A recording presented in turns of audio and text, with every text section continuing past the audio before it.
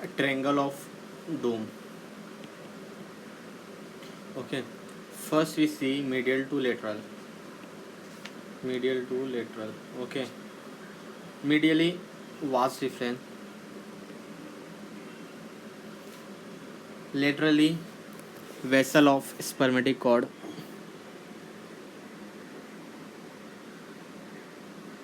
spermatic cord, and inferiorly peritoneal reflection.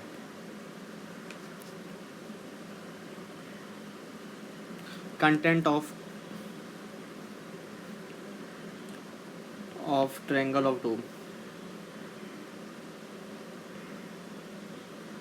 Triangle of doom.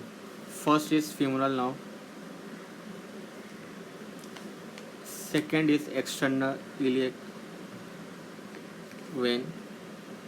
External iliac vein. And third is deep circumflex.